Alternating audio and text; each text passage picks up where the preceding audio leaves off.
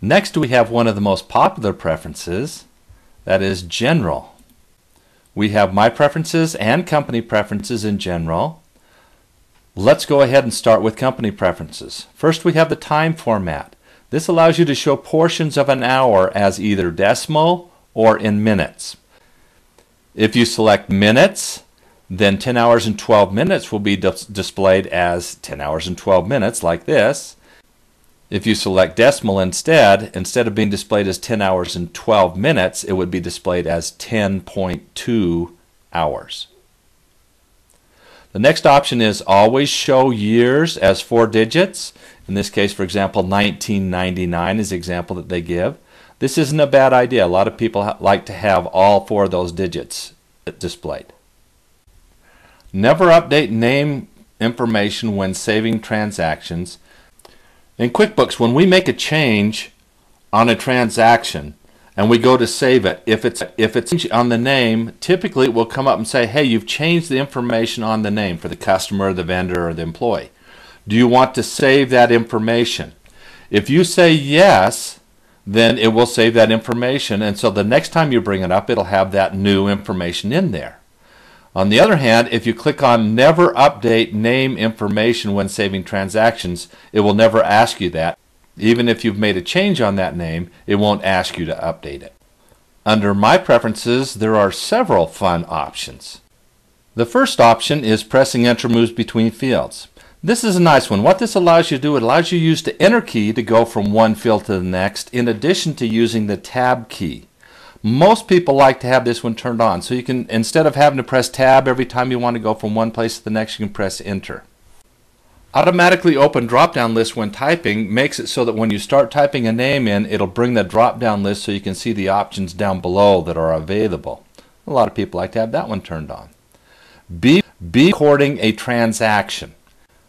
That means when you do record a transaction in QuickBooks, it will put a beep on there and you'll be able to hear that that is being recorded. Automatically place decimal point. That's for those of you that are used to using the 10-key calculator and you just want to have QuickBooks place that decimal point for you automatically in the cents position. Warn when editing a transaction. Again, it will put a beep on there and say, hey, you're making a change to this. Are you sure you want to make this change? Bring back all one-time messages. What this is warnings that come up. A lot of people like to have that one turned off so there's not quite so many messages that come up. Turn off pop-up messages for products and services. What this does is advertise the additional products that QuickBooks offers, and this turns those off so there won't be so many messages coming up on that. Show tooltips for clip text means that if you have something that's been truncated by QuickBooks, so it has those 3 dots on it, if you put your cursor on top of it, it will display the entire word in an additional little window, little text window. Warn when deleting a transaction or unused list item just means if you're taking something out, make sure that you want to delete that item. Automatically recall information. This is a very helpful feature and a lot of people really like this one. It says automatically remember account or transaction information. First, automatic recall last transaction for this name. What that means is if I write a check to Mountain Bell in June for $374 for telephone expense, when I go in to write a new check to Mountain Bell in July, if I just put in the name Mountain Bell, it will automatically bring up all the information from the last check. It'll fill in all that information for me, and all I have to do is change the dollar amount of that check. This is a nice feature. It brings up the correct current date, and it also brings up the correct new number if you have a check number in there. It doesn't bring up the last check number, but brings up all the rest of that information. And so it makes it really easy to write the same check to the same person because it brings up that past history. Another option that's available in version 2007 and later is pre-fill accounts for vendor based on past entries.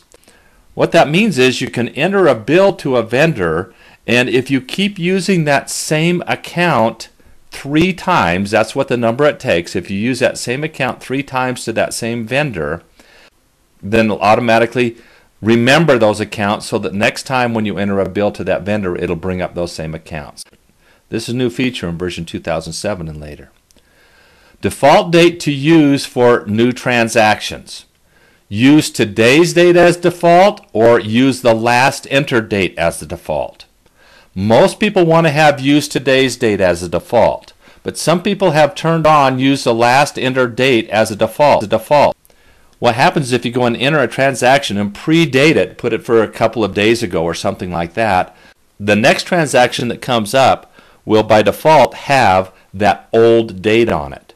If you've selected use today's date as default date, every transaction will start out with today's date, and then you can change that, but the next transaction will come up with today's date again. And that today's date just comes from your system's date on your computer. Keep custom information when changing item in transactions. This just gives you some options of whether you want to have it ask you, always keep that information, or never keep that information when you change the items in a transaction.